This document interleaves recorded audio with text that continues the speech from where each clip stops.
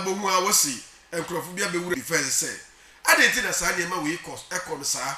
e wo se ohwe e na wo kire say ampa wogusu a wo ye hyehyere pa se de be ya saa niema we ensa so koso biem na wo kire a bambode wo baba yiri mu pa isa ne se wonga wo bowura amagana no e ya doso enenti mayeti na yen hwe sema ono so de tujwa. What measures the ministry is taking in to ensure the territorial integrity, security of officers and citizens of Ghana in the midst of the recent political instability in Togo? Thank you, Mr. Speaker. Yes, Honorable Minister, you may respond to the question.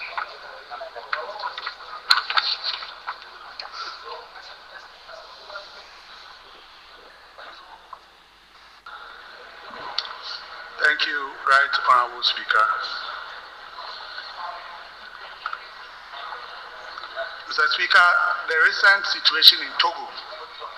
if escalated, poses potential security,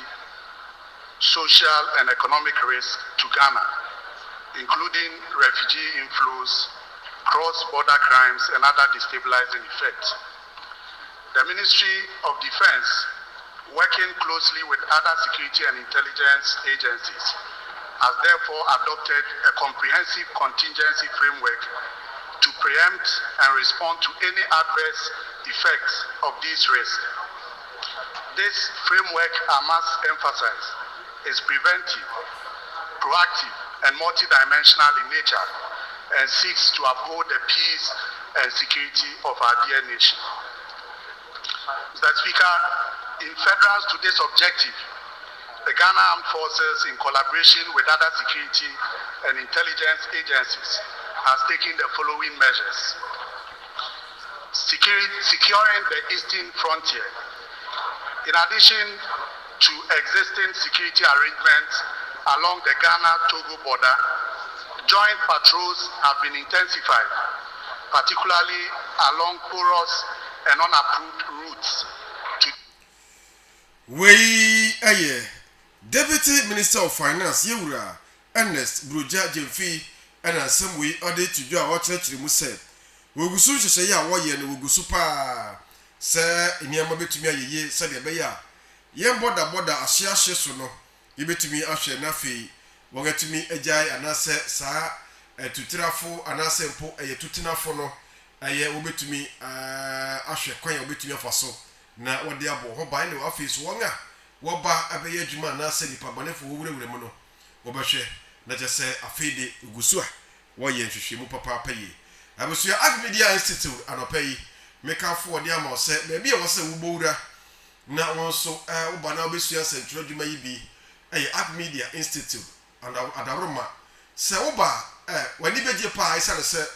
eba no sentro adwuma yi eba no sɛ ye kan news na program hosting and camera handling production team and also production side da ni nyina Media Institute ho and was say oba na wo so oba besua de kama na eboa wo so wo adoma che de bia na se wo pepa ne se wo ye nsentroni wo kan news ana se eba no journalism dwumayi ana se ye nko abonten kofa news yi bi se ye monnwom ene ho kone badia me pato Media Institute na mekafo wo edi ama enana pay Mamodia na wosutua na moe na Media Institute wo sobra na besua de na beboa wo obetumi afrem pedefo e wo Media Institute na se pedefo a wada school ya no 0543480299 0543480299 na woni won akasa me pacho wo hostel facilities bibia wo hodada ntie ba se opese wutua na mo bia na se wo ba obetumi nya bebi ada die ya na se wo ne pedefo be kasa na won so aboa pa na won so wetumi adijuma na se ababesua de 6 months and 3 months and what the Jumedi na se wo ye enti se wo ba emre tie wa mu obeche wo we nyina na won so abaye pabene ma yo abaye pabene yeto akase so da yekopie mu ewo ye mame mu na se Environmental Protection Agency na yipi Jumeko no ena Anopa yi ye de wonsam etwa to kra wakase yi emo na nano ena wako asante mantem ekototo eyo manfo bi sto mu a wo kire se amanfo yi chamfan efidi a wodi to galamsey no chamfan yi no wogusu a ana se woton company se wo Ghana hanom yenuanom China fo bi a woga bie companies bi ewo eye asante mantem ni nyina eye chamfan ho ayi nko a enti wokototo stores ni mu saada na se na wotwe na amu na wotwe mu na amu no kopie mu ebo obo ase se amanfo bi na se galamsey bi koso ho enti wako na wakohwe na busua wokodu ho no ene wo mu se amanfo ewutu sa galamsey yi chese wodoso pa wodi tuo pa na eba wonso enam so ema wo ye se wo se wotu America na se wofi eye site ho be bia woko ya anka woko stop galamsey no wo se woko na ebra woko na mu American tente ena ekoba ya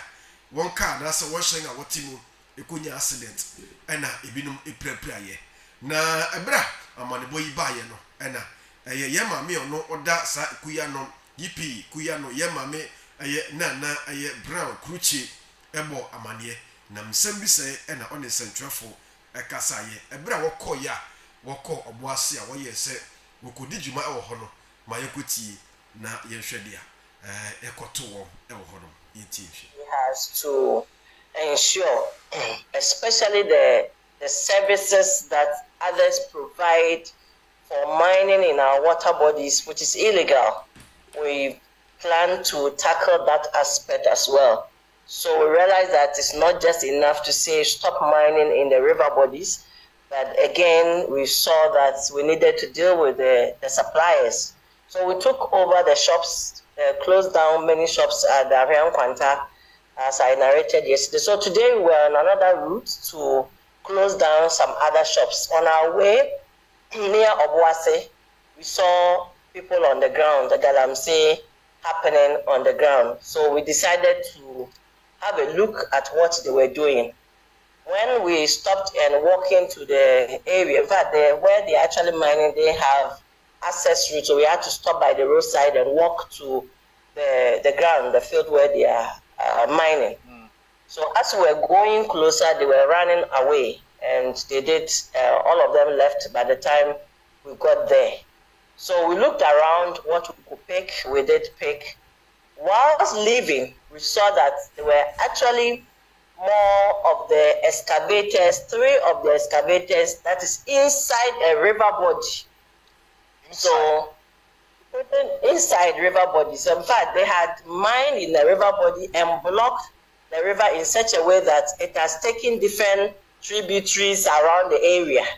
and flooded some places. It's messy. It was really a bad situation. So we actually went to the car and used another route to the place. And whilst there, the people also ran. We called them to come, and then just before we could even have a conversation, they had sent news around, and so we saw built men, a number of them came with guns. We had the military with us anyway, and the national security also were with us. But then we saw that we couldn't exchange fire, so we could not fight them. So we had to run for our lives. So in the course of we running, speeding on the road, we encountered this accident. So one of the cars, which had some EPA staff and some of the journalists, had a head-on collision with a truck that is actually carrying some pipes for galamsey, these galamsey operations. We saw some of them on the field. So they had a head-on collision, and we had the injuries that are now at the hospitals. And ana ya kire se de adwuma na wo ye no ano ode pa ano ode pa ya enya agro na ma me fonko accident prayer camp na no pay so na no pay ya kire se ye prayer camp empa bonko na ekoso na hodom ye kwatwa nyame anim ewo hodom waiting no ewo ho enti me pato se o Ghana ha ko ade a obetumi akọ accident prayer camp ni biwai na wo so wakọ bompa yakodi mpai efa wo se de ha wo te amane ne te kwada na no ete me pato bomode na wo so tue na mowe na accident prayer camp wanyina si Old Trafford Junction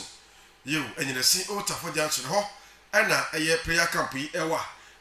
eba beboa wo na wonso wo ha wo na wonemu wa ma ne no kodanda na wonemu no etubetumi atwa kura ede ama Axity ewa enyinesi otafo junction e pie mantemu ena bobo mepacho se eye waiting ku ana sempai ba nko ade ya wose wutu na mo na ko na asofo ne eye difo ho no so bema wo ohawo wano anase wo hawo no eno ano aduru anase obeboa wo na oso watumi afi wo hawo no eho bebi a wo bia no eya na mo tu keke na obetu da bia meka si wati Axity prayer camp woti nka che woti di na che wunya obekọ hobi nanso watutu eda no watutu ahyeda saa bomoden na wosutu anamo na kopiem Axity prayer camp na woso ogyenefa hodi beye wodi woni wabusua efi ho no bibia beye kama wo fi ho no ama wonso endira so etumi aba eti bia wonam biara bia wo hye bia no anamotu na wose wutu na wonso oba Axity prayer camp na wonso empaye yi okomobi pa na beboa papa se na meka no apie mantemu otafo enyinesi otafo ena ayewo apie mantemu ena wo enti bomoden na wonso bowremu ewo eye enyinesi otafo junction na wo kwan pe enti bomoden na man eye 0247 701364 0247 701364 na wone eye perifo enkasa anase 0249 171 187 0249 171 187 na wone perifo enkasa kama pa na emboa se de beya woso betumi etu na mom na woso how bia wonemu asofo a wo enyine eye Axity prayer camp no wongatumi aboa pa na wo hawo no ene wo dadwe no etumi etwa ama anopa yi mayendase na yen ma wachi na aha ena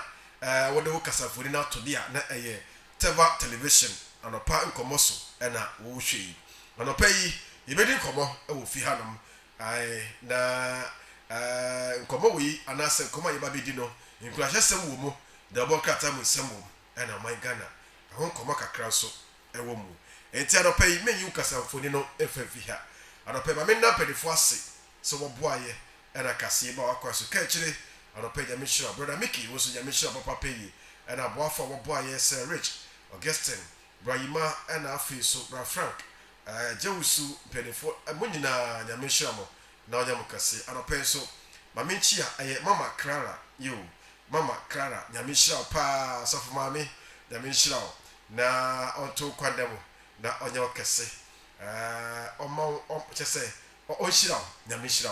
ai no shira pa so na me shira boafo nyina sanso ena aye mama Morrison na me shira no pay na onya okase pa ana pay ofra mo fa kofie si bi akua pemo de shia media de o ma bibiri so captain adabuga enemy day ma ye komra na fi ye fa de aka ni nyina nto so emfa ma enne papa ewo aye anopa komo yi eso ye kwaba nyame ka ho ye basisia